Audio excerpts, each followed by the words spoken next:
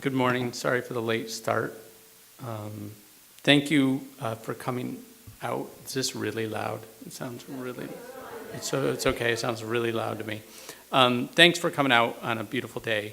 I will try not to, we'll get you out of here early. This will be my promise. And I know about 90% of you, so thank you as a personal favor for coming out on the first nice Saturday we've had in a while. So I'm John, for those, the 5 of you I don't know. My name is John Marion from Common Cause, Rhode Island. I want to start, we have to read a little message per the Rhode Island Fire Code. The locations of the emergency exits, back there and over here. Doesn't tell me where they are.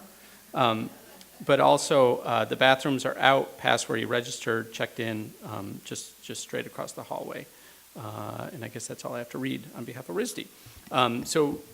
RISD provides this room to us for free, which we're very grateful for. And the woman's name is Pam Kimmel, or Pam Kittle. I can't even pronounce her name correctly.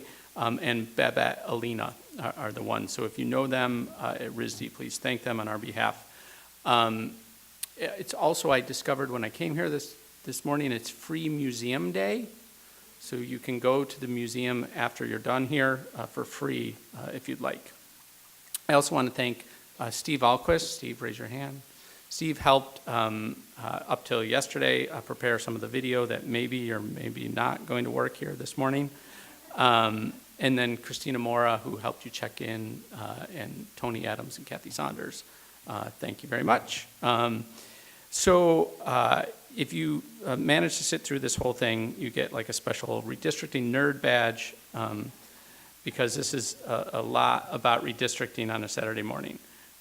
Traditionally, we've been holding these events, if you've been to another one, as a moderated panel. We've had 2 so far this year.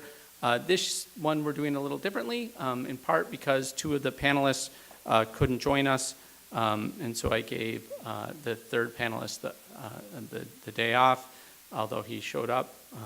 Anyway, thank you. Where I'm just going to try to kind of explain the redistricting process in Rhode Island and nationally and what we're trying to do about it through a series of slides and some video vignettes.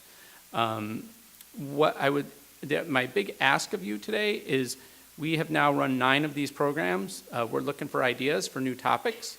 So if you have an idea, if there's ever been anything you've said to yourself, hey, we would like to learn more, I would like to learn more about this issue in Rhode Island, please let us know. Just on the way out, write it on a slip of paper or just tell Christina, and we'll try to incorporate your ideas when we do the next set of events. Finally, our last event of the first half-ish of the year is July 24th, where we do our legislative wrap-up. That'll be at the JCC. I think that's on a Wednesday evening in July. But we have a lot of legislative session to go before we wrap it up. So what I was going to try to do today is talk a little bit about how redistricting happens.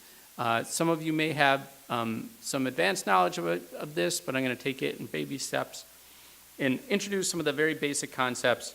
Then we're going to play a little exercise, which you got when you came in. So if you didn't get the 3-page exercise when you came in, we'll hand those around for you. Then we're going to talk a little specifically about how the process is done in the Ocean State, and some of the case studies that you got when you came in about how it's been abused in the Ocean State. And then we're going to talk about something that's been in the news a lot, which is this idea that you can measure partisan gerrymandering and that maybe the Supreme Court can do something about it. And then we're going to really conclude with what solutions we're putting forward at Common Cause here in Rhode Island. And then I'm going to take your questions and try to answer them. So the very basic concept, and the one that folks tend to confuse, is a reapportionment as a distinct concept from redistricting. So this is a map from a couple of years ago showing after the next census how many legislative congressional seats the 50 states will gain or lose. And so you can see pink are states that are going to lose one, green are states that are going to gain one, brownish are states that are going to gain two, and all the gray area in between won't. And this is because after the census, they take and they reapportion by a very basic formula how many seats each state gets. And Rhode Island is likely, although it's not a done deal, to go down to 1 seat for the first time since 1789. This is the reason why we have the census, right? So all that other stuff about the census, this is the reason why the founders put it in Article 1, Section 2 of the Constitution, so they could allocate political power among the then 13 new states. That's different than redistricting, right? So reapportionment is just giving the states their share of seats. Redistricting is how then the states draw those boundaries. So it's drawing the districts themselves, both the congressional seats, the state legislative seats, and even seats below the state level. That reapportionment happens every 10 years. It only happens every 10 years after the census. Redistricting can happen, typically happens every 10 years, but it can happen in between, depending on the outcome of court cases, or sometimes just states decide to do it mid-session, as we saw in 2005 in Texas. So what I was hoping to show you are some videos. So I'm going to try this a little different. The audio was not working, so I'm going to try to play this.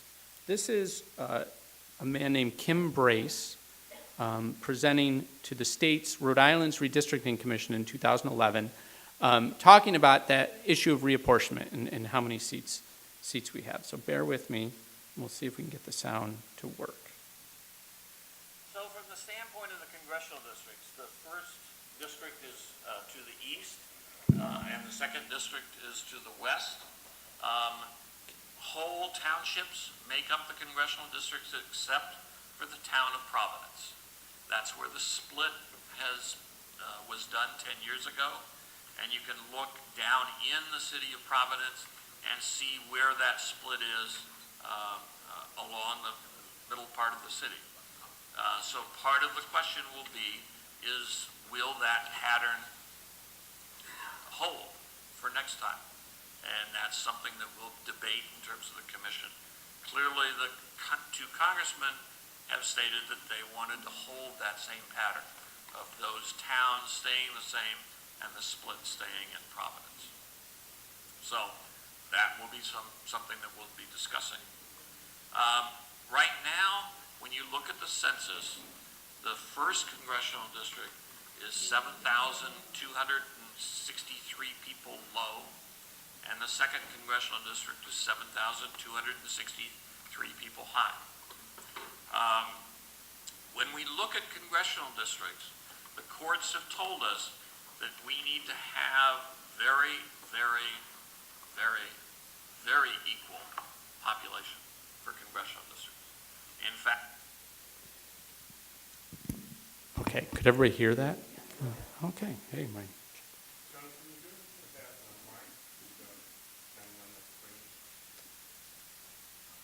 The what shining on the screen? The house light. Oh, yeah, I'm not sure we can do that. So, but thank you. So that was the man that Rhode Island has hired for the last 40 years to do our redistricting, a guy named Kim Brace. And he was explaining the basic, there we go, thank you. You have to bring the congressional districts and all districts after the census into balance, population-wise. And so he was saying that we were a little over 7,000 people out of balance because of the way the population in the state shifted between 2000 and 2010. So they had to shift 7,000 people. That was the goal of the reapportionment in Rhode Island. And that comes from Supreme Court cases in the 1960s, where the U.S. Supreme Court decided that reapportionment violated, or malapportionment when the districts aren't balanced, violated the 14th Amendment to the Constitution. So since the 1960s, every 10 years, states have to readjust the populations, and they need to get them very, very close within just a few people. So that was, as the date showed, that was in October. That's when they were first sort of laying out how this was going to happen. And the next slide is from December, I believe. Yep, late November, after they came out last cycle with the maps. And they came out with some proposed maps that didn't move 7,000 people. They moved 75,000 people. And this is someone on behalf of the congressional delegation, Congressman Cicilline and Langevin, expressing his disappointment that they decided to move 75,000 people instead of 7,000. Thank you, members of the committee, for listening to me again. The first time I came before you, I delivered a joint letter from Congressman Langevin and Cicilline outlining a common sense approach to just moving 7,000 people. As this is the first time that I've seen these maps, so I'm quite befuddled. None of the three work products are in keeping with the suggestions of the two sitting congressmen in moving the least possible number of people. It would appear that these maps are an attempt to do a hot transplant where a package of Rolaids would have taken care of the patient. It's an extreme makeover when fixing a door hinge would have worked.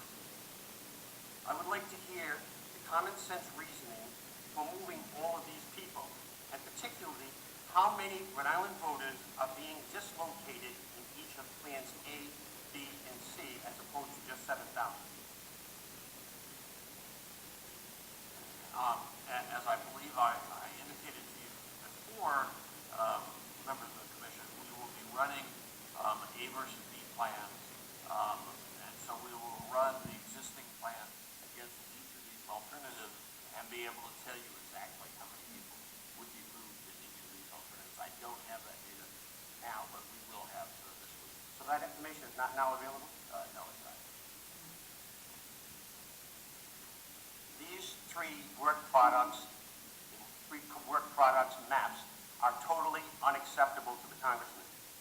I have maps which I would love to provide to you, which moves the lines 2 and 3 blocks very, very simply, and it went to Mr. Rickman's comment about Mount Pleasant or Elmhurst.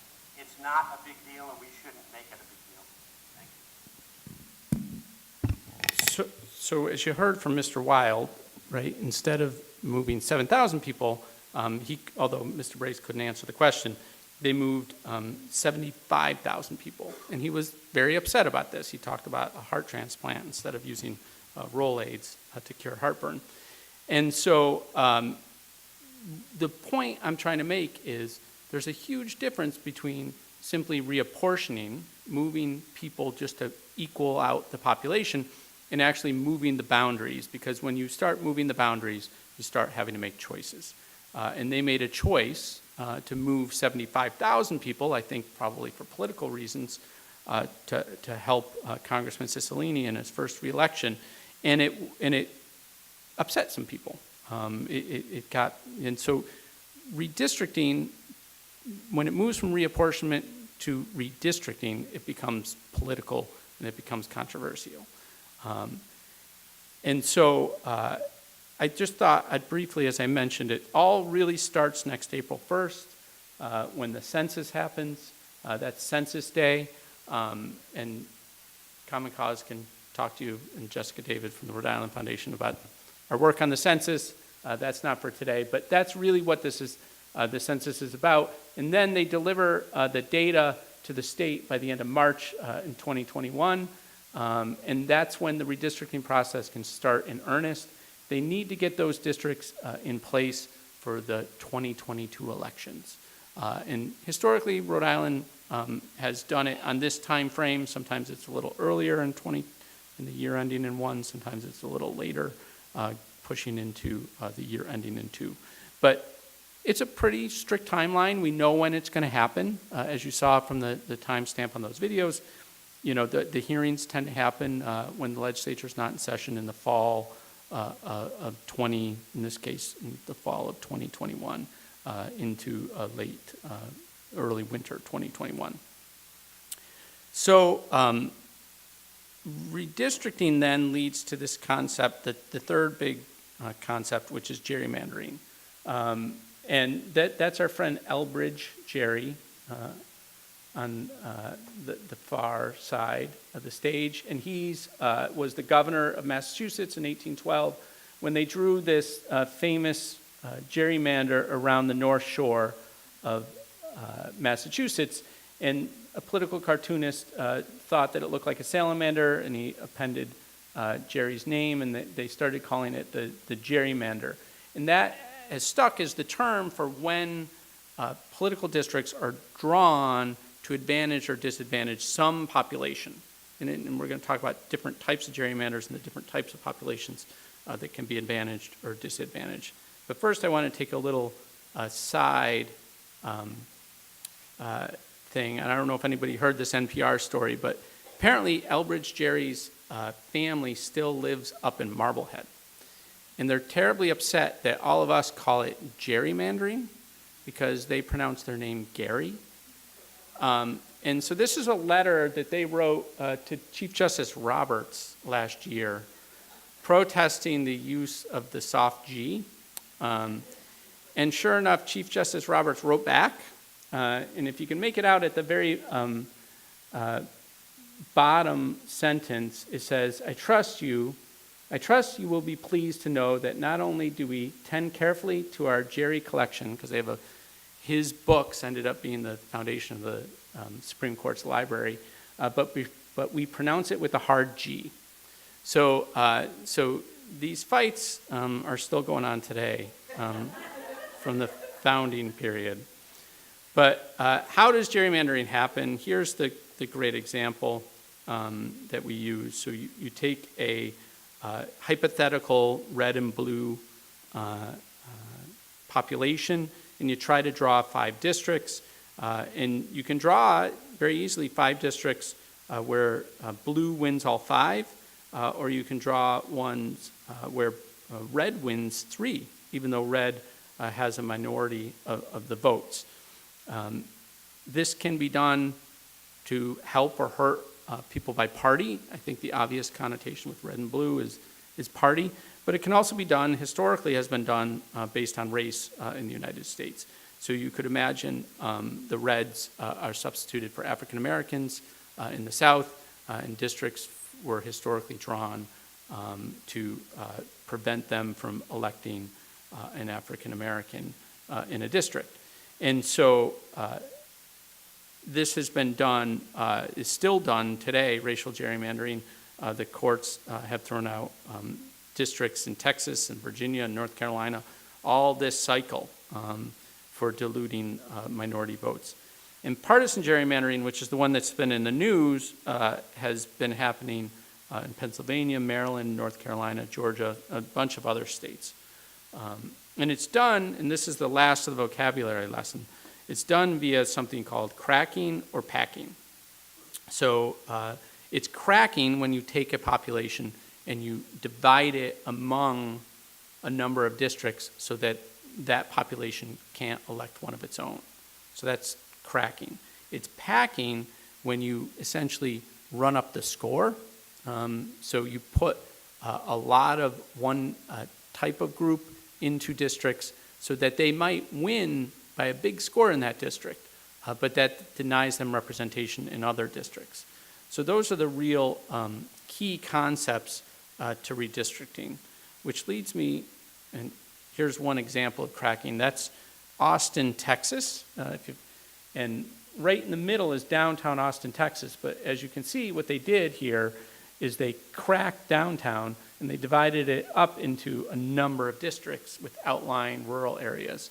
So they took what were the Democrats in Austin, Texas, and they cracked them so that the state legislature was full of Republicans representing those Democrats, because all those outlying areas were full of Republicans. So that's kind of a classic instance of cracking a population through a gerrymander.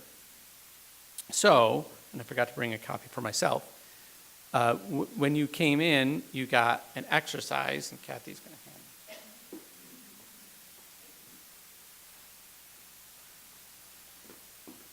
So this is a little exercise. I got asked to talk to my kids' 7th grade class this year. And so we made this exercise, and then Christina renamed it this week. I had a far less creative name. She called us the State of Rhombus Island. And it's the circle party versus the square party. And so on the first page, if you want to try to do it, you try to create districts where the square party has the majority of votes in all 3 districts, right? And square has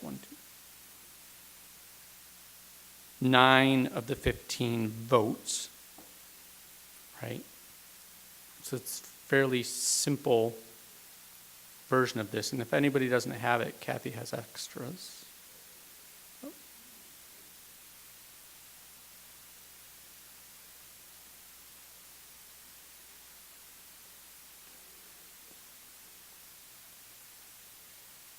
Everybody wants to do this, have time to do this? Need more time? Okay. So here's I think the most obvious way to do it, although there are other ways. Just running vertical lines and coming up with 3 districts where the squares win 3-2 every time, right? So under this scenario, the circles have no representation in this 3-person legislature. So that's a version of cracking the circles. So the next one is making the districts, and this time you're from the circle party. So how does the circle party take advantage where you can get the majority of votes in 2 districts? I'll give you a little more time. I think this is a little more challenging.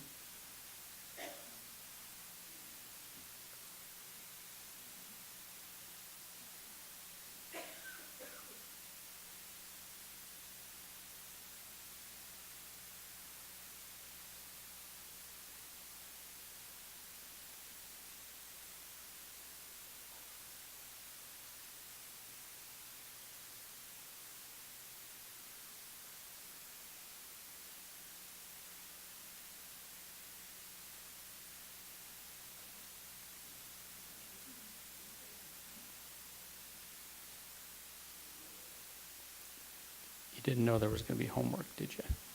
So.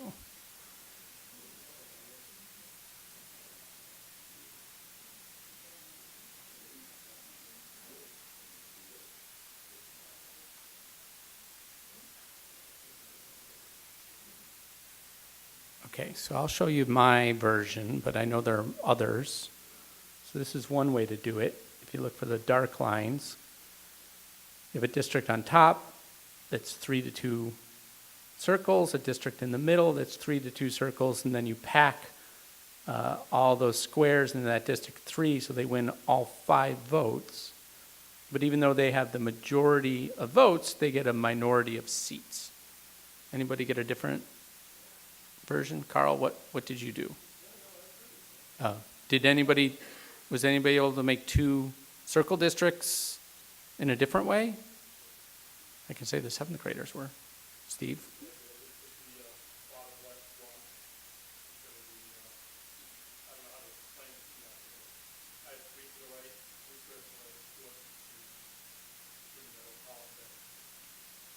Okay. Okay. Yep. So there are multiple ways to do it. So try one more. Okay, so this is a neutral party, so neither the square party nor the circle party get to draw the districts. Try to create 3 districts where the circle only controls 1 district and the square controls 2 districts. So roughly proportional to their number of votes are their number of districts.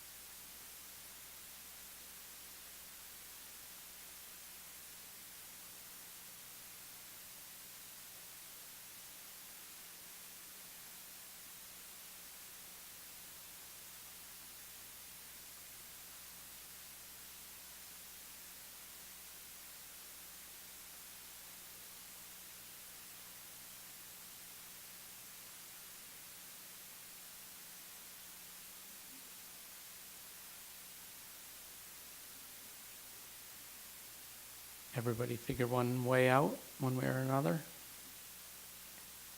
Okay, so I'll show you mine. But again, there are multiple ways to do this. So I have a kind of a cross in the middle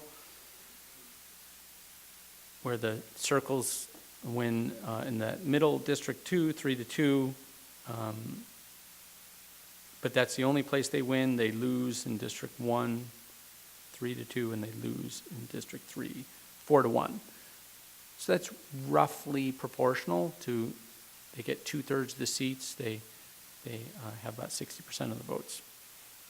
So not exactly proportional system. So this now is these are the building blocks to a gerrymander. So now imagine instead of 15 circles and squares, you have 1 million Rhode Islanders, right? So you can think of the almost infinite different ways you could do this. So there are about 25,000 census blocks in Rhode Island, and those are the units in which they can draw the districts. And so if you could draw multiple 3-person districts with 15 voters, imagine 25,000 blocks of voters about whom we know their voting history and we know their most the dominant race in that block, and then you have to create 38 Senate districts and 75 House districts. This becomes very, very complex problem. All of a sudden, it's not easy with a Sharpie to do, which is why we hire Mr. Brace, who you saw, and he uses his computers to do it. Which starts to get at this question of who draws the lines, the point of today's program. In Rhode Island, in the last 2 cycles, in the Constitution gives the power to the state legislatures, and so the state legislature can decide who gets to do it. Historically, it was done by the legislature itself, right? So through the 1980 cycle in Rhode Island, it was just legislators doing it, and they weren't doing it in public. They were just kind of doing it and presenting it and voting on it. Starting in the 2000 cycle, they started to create a commission. And this is what the commission looks like from the last time. 4 members of the House, and one of those members, I think, if I see in the back, Grace Diaz is here. You were part of the commission the last time. 2 from the minority in the House, 4 from the majority in the Senate, 2 from the minority in the Senate, and then 3 members of the public from the House, appointed by the House, and 3 members of the public appointed by the Senate. So we still let legislators, for the most part, draw their own districts. And even, I would submit, if you look at that last bullet, some of the public members weren't quite so public. So they were Democratic Party officials and so forth. A registered lobbyist who was currently seeking stuff from the state legislature. So this is how Rhode Island draws its lines, but largely that group delegates the work to Kim Brace. And he has, as I said, he runs a firm out of Virginia. I thought he might be here today. He actually signed up for this. I thought maybe he was coming up for Virginia to watch this, but he gets paid by the state to do the physical drawing of the maps using his computers. But it's up to that commission to direct him, and they have to deal with a number of what we've recognized are sort of competing values in redistricting. The first, which you heard about from Brace, is equal population. The Supreme Court mandates that congressional districts be within 1% and state legislative districts be within 5% of population. So you have to be very close, and they will draw them down to a single person equal in population. The second one is compactness, and this is another sort of unique redistricting term, but essentially making the districts as physically compact as they can be. Mathematicians have developed different measures. You'd think compactness would be a simple measure. There are multiple measures of compactness. And I always screw up the pronunciation of this word, but I always want to call it contiguity, it's contiguity.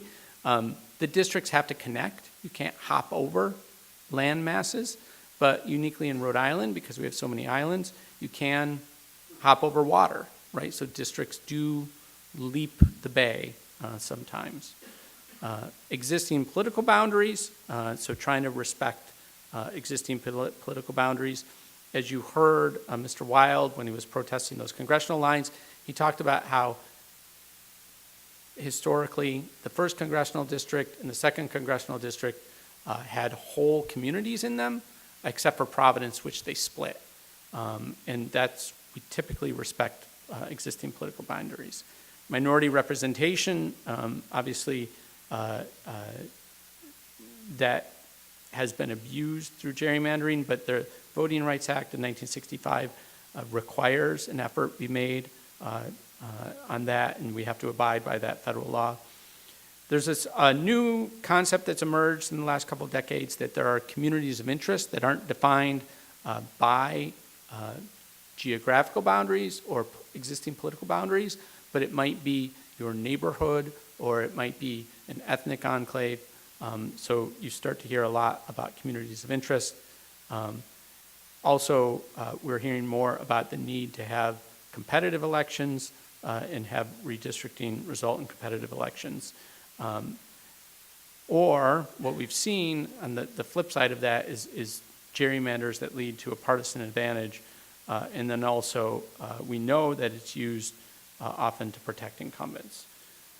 In Rhode Island, we only have to do two things under the Rhode Island Constitution. Equal population, which we have to do under the US Constitution anyway. And then the Rhode Island Constitution says as compact in territory as possible. So those are the only two things that you can go to court, in a Rhode Island court, and say a district violates the Rhode Island Constitution because it's not equal in population or compact in territory as possible. And people have been successful, as we'll talk about in a minute. But when they created that redistricting commission, they added some other values into that law beyond equal population and compactness. They talked about natural, historical, geographical boundaries, fair representation, that they be contiguous, and that they be nested. And so they try to put 2 House districts into every Senate district. The problem is when they redid the number of districts in 1994, they decided to have 75 House districts and 38 Senate districts. And multiply 38 by 2, you don't get 75. So ultimately you see it doesn't quite nest perfectly. So these are some people who came before, primarily legislators, the commission last time to explain, and I think it's interesting to hear, basically plead that some of these values be respected. So this is then State Representative Lisa Baldelli-Hunt talking about her desire that existing political boundaries of Woonsocket be respected. We met with Mr. Taylor regarding the issue of one of our representatives overflowing into the town of Cumberland. And just so you're aware, I'm here this evening on behalf of not only myself, but Representative Bremen and Representative Phillips, who both had prior commitments and gave me the blessing to bring this message to you.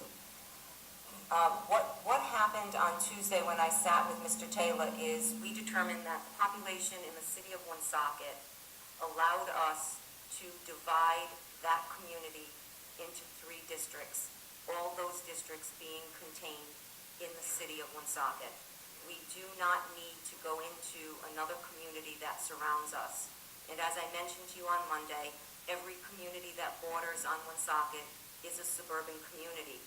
And like Mr. Brien stated, it is extremely difficult to have the task of trying to satisfy an urban and a suburban community. Fortunately, the population numbers work. We were able to draw the lines. We were able to stay within the guidelines of redistricting. And although I don't have that map in front of me, Mr. Taylor does have that map. And we fell well within the guidelines. And my request to you on behalf of the 3 representatives from Woonsocket is to keep us contained in Woonsocket. So she's trying to, she wants those districts, those historically, the 3 districts of Woonsocket to stay in Woonsocket. She even says, we just don't want it to leach out into Cumberland because those Cumberland people, they're different than Woonsocket people. They're suburban, we're urban. And I think it's just a great example of somebody talking about, let's try to respect historic political boundaries, existing political boundaries. Next, yeah, I think that, they're largely, I think one bleeds out, but they're largely contained within Woonsocket. Now this is somebody who eventually became a state legislator, but coming before the commission to talk about his desire to keep minority populations together for purposes of trying to elect a minority representative. Good evening, everyone. I just want to come and give my testimony and ask that you please take into consideration these very important aspects, such as the growing groups, the minority groups, and the groups within those groups, such as the Latino community, which, as we know, the trend nationally and locally, in the last 10 years, they've been growing substantially, and we could probably assume that that trend is going to continue. I've seen that a major effort has been done in looking at a possible 9 or 9.5 districts that will have the possibility of a candidate or a strong candidate of such a group. In regards to, could we mention congressional here too? Of this one? And also on the federal level, congressionally, CD1 is of particular importance to myself, being from Pawtucket. CD1 Providence is split in 2 currently. I ask that Plan B be strongly considered because, unfortunately, being the capital city and having minority groups in both sides, they're competing with sometimes different ideologies on the state level. So if you could please, I strongly urge that you consider Plan B. So he's asking that on the congressional districts, put all of Providence into one district with Pawtucket, essentially saying so that maybe you have a chance of electing a Latino eventually in that seat. And he made some reference to, the other parts of the state don't have things in common with that part of the state. And so he is making an argument for minority representation. And so it's the point I'm trying to get across is they have to balance, anybody who redistricts has to balance these competing values. You may agree which values should be higher in order, or you may disagree about that, but it is not an easy task. This is the Senate District 6, which was drawn in part as a result of a lawsuit over the Voting Rights Act in 2002, 2003. And as you can see, the black outline. So this is the outline of the district. And it's an hourglass. It's really narrow. That's where we are at RISD right there. And it's narrow there because what they're doing is they're grabbing much of South Providence and connecting it to Mount Hope, which is a historically African-American neighborhood, in a concerted effort to create a district that would allow, would have a concentration of African-Americans and allow there to be an African-American elected from that district, which there is, Harold Metz. And so this is a gerrymander, but it was done, for what many people would say is a good reason, right? Which is to empower a group to elect someone. And so we often use gerrymander simply pejoratively, and maybe we don't need to. This last video is an example of what I think many people would say is a value that redistricting shouldn't embrace, which is protecting incumbents. This is Representative Lima. This was in 2011. She was not in the favor of the then Speaker of the House, and she wanted to kind of come and explain that. And apparently she wasn't in the favor of the Speaker of the House 10 years prior, because she's going to tell a story about how she was gerrymandered this time and last time. And yet now, under Plan C, what they have done is taken District 13, Representative Connor Valley's district, which was my former Providence district, and are diluting it by adding my house and a couple of streets around my house to that district. So they're diluting a minority district. Exactly opposite what they did 10 years ago when they drew the line on my sidewalk in front of my house and took away all of my Providence district, which I represented for 10 years, and gave me some Cranston, a whole bunch of Johnston, including the dump, which if you vote for this, it's going to stink a lot worse, all the way up to the Situate line. It's so funny that no member of the leadership was put in a district with any other incumbent. Now, you might hear that some incumbents are put in a district with other incumbents. Let me assure you that when that happens, either the other incumbent has been promised a job, doesn't want to run, or is running for something else, and that district will be made tailored to the incumbent, who will go along for either jobs, favors, jobs for their families, or what this is really about, which I am going to show you and prove to you and the public tonight. It's about special interest. So that's an incumbent who was being drawn into another incumbent's district as she thinks retribution for not being supportive of the Speaker of the House. The interesting thing was they didn't do that to her ultimately, and she didn't come back to any redistricting hearings and weigh in. So they fixed it for her, and then she didn't get up there and rail against them.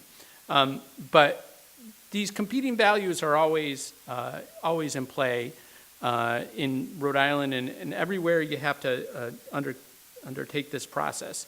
And it's really interesting to go back historically and look at these people who kind of went up to the commission that was charged with doing this and pled their case, because they're each talking about different values that they want the maps to embrace. And sometimes, like Representative Lima, they're pretty honest that it's about trying to protect their district and protect their incumbency, which we know is a motivation of politicians, but they don't often say it quite out loud.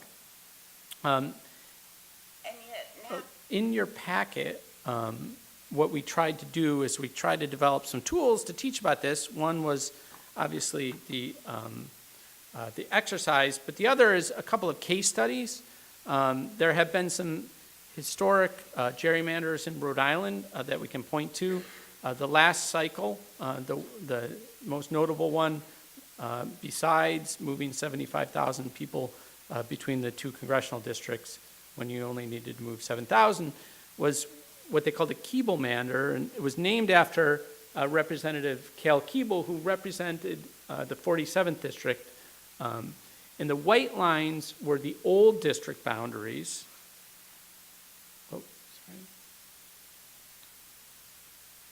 This was the old district boundary, and then the colors are the new district boundaries. And what happened was there was a man who lived right there, and he ran against Keeble in 2010, and then lo and behold, in 2011, he had announced he was going to run again. They moved him from the brown district into the purple district, and then they swapped up here to make the population equal. So they had to move 300 people to balance these districts, and they moved about 1,500. And it's widely believed it was done to protect Representative Keeble. As the handout shows you, there was a lawsuit. The lawsuit didn't go anywhere because the plaintiff didn't actually pursue it. But they literally split a trailer park in half in order to get the right amount of people into into a district for him. Keeble eventually lost in 2018, and his opponent is now on the town council up in Burrillville. So most of the gerrymanders we've seen in Rhode Island are very personal, like Rhode Island politics itself, and they're aimed at people. So the other case study is aimed at somebody many of us have known, which was Richard Leach. He's now a Superior Court judge. He was at one point the lieutenant governor of the state and a state senator. And back in the 80s, he was a thorn in the side of the Senate leadership. And I don't have a map of this, unfortunately, and so they decided to stick it to him. So they gerrymandered him into the same district as then Senate Minority Leader Lila Sapensley. And they pursued a lawsuit in Superior Court and federal court, and they won. And as the case study shows, they violated compactness, they violated all sorts of things. And the court just concluded this couldn't be done for any other reason than to punish a dissident Democrat. And in 1983, they held a special election, and the Republicans did really, really well in the backlash over that. So we've seen lots of gerrymanders. We've seen primarily gerrymanders aimed at protecting incumbents or punishing dissidents in the state legislature who are already elected. So leads me to the last big portion of this, which is about partisan gerrymandering as a concept. This is what you hear about in the news all the time. This is the Supreme Court case that was heard in March and will be decided next month. It's about the idea that one political party is using these tools of packing and cracking to advantage that party systematically, right? And so here's a release from the Center for American Progress claiming that Rhode Island's state legislature is partisan gerrymander to help Democrats. Why are we paying attention to this, not just in Rhode Island, but nationally? Because it's a symptom or it's a cause of something that has proven to be very problematic to our politics. Incumbents are increasingly being elected, reelected easily, and as a result, they're becoming more polarized, right? So the Republicans are going to the right, and Democrats are going to the left, and that is causing bad things for our politics, right? We know polarization leads to bad things. It leads to the stalemates we've seen in Congress and all sorts of bad things. And one of the underlying reasons why polarization is occurring is because districts are being gerrymandered to protect incumbents who then can be more extreme, if that makes sense. So there's been an effort for decades to try to deal with partisan gerrymandering through the courts.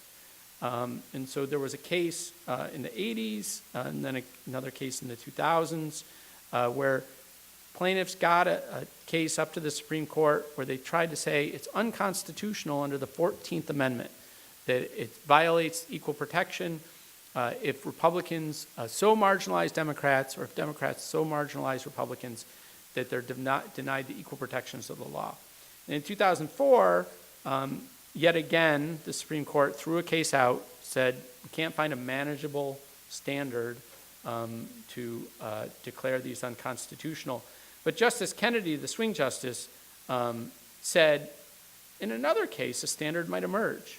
And so starting in 2004, lots of groups like ours and law professors and political scientists said, let's come up with a manageable standard so that we can swing Justice Kennedy and convince him that these partisan gerrymanders are occurring and that we can get them declared unconstitutional and we can start chipping away at the problem of polarization. And so some political scientists started to develop something called the efficiency gap. And we were going to have a panel discussion, as I mentioned, and these slides were created by one of the would-be panelists who's a political scientist and a quantitative political scientist at that. I'm going to try to explain this, but essentially they tried to make a measure of how entrenched one-party gerrymanders to their advantage. And this was a case that was used in a case before the Supreme Court last year. And they created this concept of wasted votes. So think about when they pack lots of people in a district. So when they packed 5 squares into a district and it won 5-0, well, those extra, votes above what was needed to win that district are considered wasted votes. And so they're created through the packing and cracking. So again, we have these scenarios where you can draw these districts with circles and squares, and you can see the outcome doesn't necessarily match. It's not in any way proportional to the actual voters, because the squares have more seats, or have fewer seats but more votes. And this can be calculated through a formula called the efficiency gap, and you can actually come up with a coefficient. How inefficient are these districts at calculating votes into seats? So that's my attempt to do math on a Saturday morning. When they did this, they were then able to plot and come up with an idea of sort of how out of bounds these maps were, okay? So this is a perfectly neutral partisan district. So Washington State, essentially, Democrats and Republicans have an even chance. If you get 51% of the vote, you're going to get closer to 51% of the seats. And after that 2010 wave election, lots of Republicans got in the state legislatures. They drew lots of maps. And outside of this dotted line, you have these districts that heavily favor Republicans. But also on the right, you have the Democrats that are outside the proposed threshold. And lo and behold, there's Rhode Island. By this measure in 2012, the most democratically gerrymandered state legislature in the United States. But the guy who created these slides, Adam Myers, he was good enough to create some slides showing a different test. That the efficiency gap is considered particularly not good measure for states that are outliers. Essentially states that have so many Democrats or so many Republicans that were outliers. So there's a different test called mean median. You can read the slides, but essentially comparing those two measures. And when you do the mean median difference test, you come up with another measure of partisan gerrymandering. And this is an example, again, from our hypothetical of the squares and the circles. And not to keep you in suspense, but you come up with a coefficient like this of 16%. And what's that mean? That it's different than efficiency gap, but this is that same 2012 Rhode Island state legislative districts, and actually by this, they're actually favoring Republicans, just slightly. So you can see basically how you ask the question, what measure you use, you come up with different outcomes. So it's not conclusive that Rhode Island is partisan gerrymandered, right? By if you use multiple measures. By the efficiency gap, yes. By mean median, no. And anyway, none of that probably matters because when they presented this idea of the efficiency gap to the Supreme Court last year, Chief Justice John Roberts said it's a bunch of sociological gobbledygook, meaning, and he is now the swing justice after Kennedy's retirement, so meaning essentially they're not going to look for a quantitative way to measure gerrymandering. There's no way this June the Supreme Court suddenly says, aha, we're gonna adopt the efficiency gap as our measure, and courts can just apply the efficiency gap and determine what's out of bounds. But like I said, there's a couple of cases before the Supreme Court now What they started to do is focus not on the 14th Amendment, but on what conservative justices love, which is the First Amendment. So instead of saying it's denying the equal protection to partisans, they're starting to argue in these cases that it's denying First Amendment rights. So it's a form of viewpoint discrimination, so that Democrats in Maryland are being discriminated against, and Republicans in Maryland and Democrats in North Carolina are being discriminated against. So the hope is that some of the conservative justices say, yes, it is viewpoint discrimination.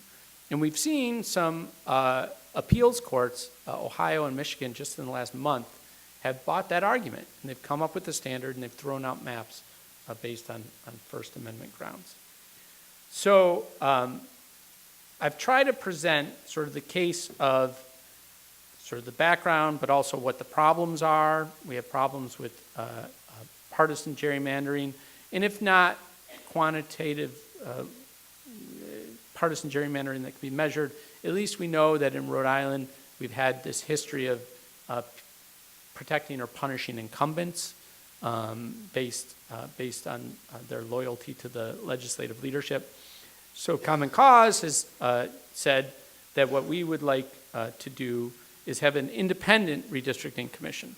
So that earlier slide showed you that the 18 members were largely partisans.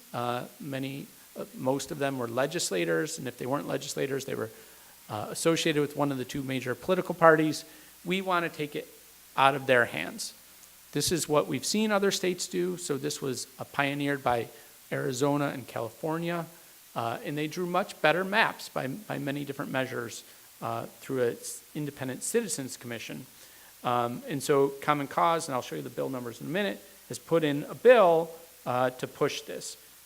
It would also give that commission the ability to hire the consultant. We hire Kim Brace historically because he does a good job of protecting the leadership of the assembly. The commission should hire the consultant, not it shouldn't be the leadership. Some other solutions that have been attempted in other states are just letting nonpartisan staff do it. So this is famously in Iowa. They just let the legislative staff do it. Here, I don't think we could do that. I don't think they would draw truly nonpartisan maps. Or what we've done has been called a reform, which is just let the politicians do it, but have it be bipartisan. So New Jersey famously has equal numbers of Democrats and Republicans on the commission, and they let them duke it out with the hope that they'll come up with fair maps and some sort of truce. They give a tiebreaker, though, in New Jersey to this political scientist at Rutgers, and he sided with the Democrats last time, and then Governor Christie zeroed out the budget for his department at Rutgers. So caveat emptor with having tiebreakers. The other option is just change the constitutional standards in your state constitution and let the courts sort it out. Our proposal does the first and the fourth bullet, has an independent commission, and it changes the constitutional standards. So there's the bill numbers. So it creates a 14-member commission. It actually literally has them chosen by ping pong ball, by random, and it has strong conflict of interest provisions in it. And then it puts in, we weight our own criteria. So we talked about those competing values. The proposal says in that order, you have to, this commission has to draw the districts. So you have to go in that order, and they have to essentially be ranked that way when they're doing their line drawing. So it's this is one method. After the last cycle, there was some conflict in the city of Providence. So actually, we got a change to the city charter that was just the bottom half. So the Providence city charter now has new constitutional charter criteria that the districts will have to be drawn by, even though they won't be drawn by an independent commission. These efforts have been largely successful in a lot of places in the last couple of years. So Ohio, Michigan, Missouri, and Utah Some other states have adopted independent commissions. The problem is, for us, that all of those states have ballot initiative. So people were able to go collect signatures and get it on the ballot. Here we have to have the state legislature do it. And they're not likely to do it. So our solution, if they don't put this on the ballot, is going to be something called public mapping. So if you bear with me real quick, I'm going to go out of the PowerPoint.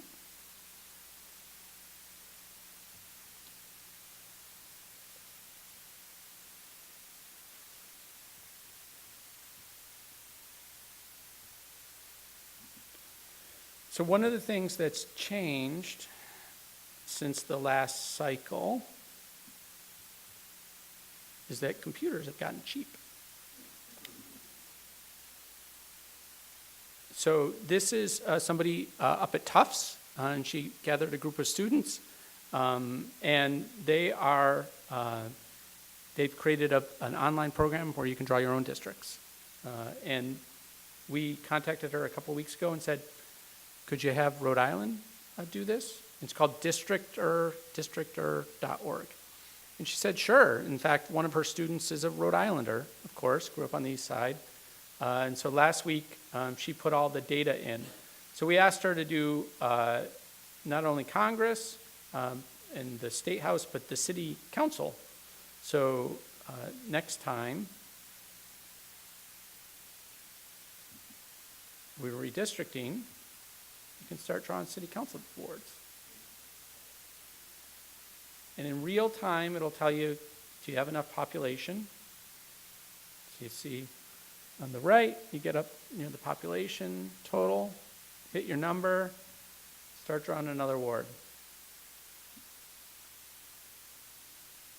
So if you ask my predecessor, Phil West, what it was like to be involved in redistricting 20 years ago, he will talk about acetate overheads with hand-drawn lines. You can do this on your phone. And not only can you do that, but you can export it. So I just downloaded that. And not only can you download it, but then you can go to another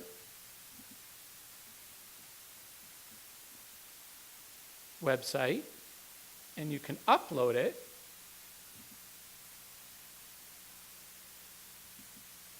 And you can have all those different measures, efficiency gap, mean, median, you can have them calculated instantly. So what's going to happen this cycle is that you and I are going to be able to draw our own districts. And instead of going and complaining like the folks we saw testify, we're not only going to complain, but we're going to have a set of districts in our hand. And we're going to say they're superior to the districts that you have proposed here today. And here are the measures, the standards that tell us they're superior. And it's going to be really powerful because no longer are they going to be able to hide behind the consultant who will say, give you some gibberish about why he had to draw it that way. You're going to be able to say, no, here's legally permissible maps we drew ourselves that do everything we need to do, but don't do the bad things that you just did. And so what Common Cause would like to do, and this is sort of our first event to kicking that off, is one, we want to get a lot of people drawing these maps. And one way we want to do it is have a competition. So we're seeing many states, including Pennsylvania right now, having competitions. Oftentimes it's college classes, and Tom Schmelling's here from Rick, and we're going to try to get this into the classroom so that college classes are drawing districts and competing against each other, and maybe the community. So maybe we have people in Providence drawing their wards and presenting them to the city council and saying, this is what I think my city and my neighborhood looks like. And hopefully that affects, that moves the ball, and that affects the official districts. And if it doesn't, those maps can be taken to court. That's the other powerful thing about public mapping, is that the courts often accept the public maps as the alternative. So in New York, Common Cause had a contest 10 years ago, and ultimately it was the maps from our competition that were accepted by the federal court and put into law by the federal court. So we have 3 shots at it. We can get it through the legislature and on the ballot. Not that likely. We can try to influence them through their process by taking our maps to their process. And then the third is, if none of those 3 work, we can go to court and take our maps with us. So that is my attempt on a Saturday morning to explain redistricting and what we're trying to do. The thing I would urge you to do is, if you're interested in being involved in this, just let Christina know on your way out, because we do have a small working group that's meeting fairly regularly. That's where the case studies came from, and David and Santiago helped on those case studies, so thank you. That's where the public mapping is going to come from. And so we're going to try to build this over the next 2 years, because we know when it's going to happen. It's all going to start in 2011, and we want to be ready for when it happens. So now, 2021. Questions? I have a microphone. Oh, Tony has a microphone. Jim's got a question.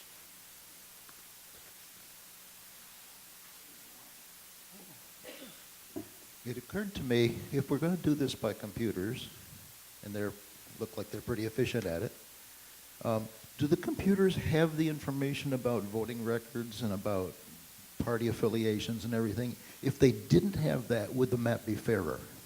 So it depends on what you define fair as. So if one of your criteria, and that's where it's this balance of these values, if one of your criteria is that things should be more competitive politically, then you need that information. So, but if the only thing you care about is pretty shapes, you can get a computer to draw pretty shapes, or if all you care about is race, you can get them to just prioritize race. But in the end, and there's actually a computer scientist at Brown who's trying to develop an algorithm that he claims would just do this automatically. But what we keep trying to tell him is somebody has to program that computer. And when you program the computer, you're making choices. And he still isn't wrapped his head around the fact that it's got to make those choices. I think it would be very interesting to at least do a map where the computer doesn't know anything except quantity of people. Yeah. Well, so the other thing that I didn't talk about is the big leap with computers is they can now run simulations in huge numbers. And so another way that advocates are trying to show that official maps are biased is that they take the data and they run what are called Monte Carlo simulations, and they will do 10,000, they'll make 10,000 maps in a couple of minutes. And then they'll do a scatter plot of what's the probability that the official map could have been drawn at essentially at random, like you said, and they'll show every time the graph shows the official maps like an outlier, right? When humans get involved, they manipulate it in a way that the computer left to sort of draw it itself wouldn't manipulate it. So I don't know if I described that well. Other questions? Or everybody want to get to the Southside Community Land Trust plant sale?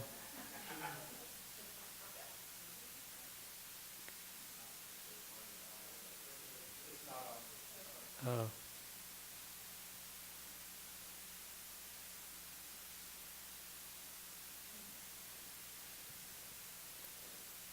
For the citizen commissions, is it completely at random, or are there any criteria at all? So would it be essentially like jury duty, like any registered voter is chosen at random? Well, so it's not random in the sense, so you have to apply. But once you apply and you meet the criteria, you're selected at random versus like truly random, just out of the million people in Rhode Island, plucking 14 people. This was done in California. 11,000 people applied to be on the commission. So there's demand. People want to do this. There are screening criteria. You can't have worked for a politician or a party or and so forth. So that it's not They try to weed out people who might have some sort of bias.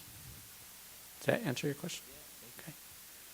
Any other questions? Jane, and then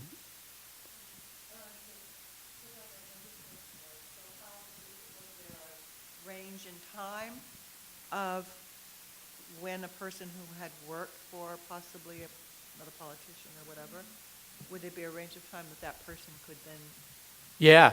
In fact, it says once you agree to participate, you can't then go work for a politician afterward. So you can't have worked for him, I think, for 5 years before and then 5 years after. So, Lordana, did you?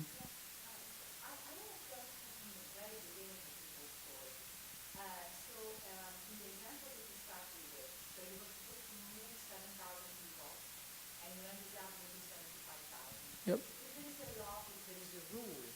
Why would 75,000 people be moved when only 7,000 can be? What's the point?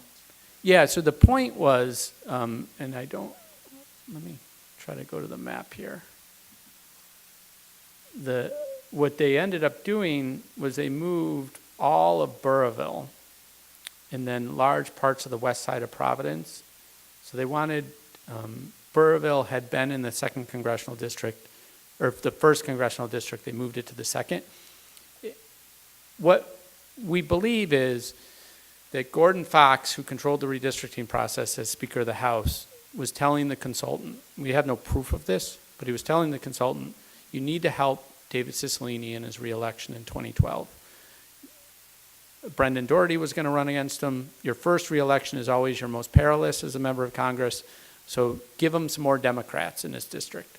So they took Burrillville out and they gave him more of the west side of Providence, and Langevin had to take Burrillville, which is very Republican, and lost parts of the west side of Providence that are heavily Democrat.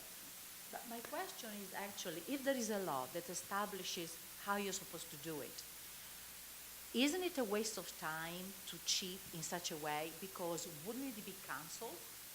Yeah, so the law doesn't say you can't move more people than are necessary.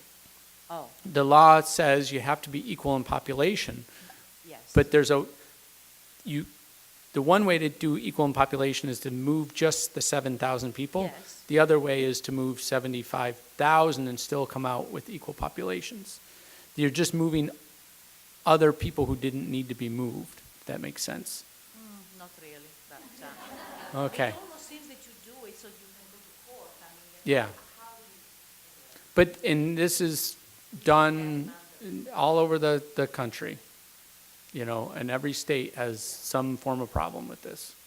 Okay, so it seems that the rules are just not spelled out and they're not enforceable, it seems. Yeah, so the point is the Supreme Court hasn't ruled that there's an enforceable standard that they can manage this with. And Roberts thinks that it's too much trouble to try to enforce. Yes. Oh. Yep. Anything else, or should we let you on your way? Thank you for coming out on a nice Saturday morning.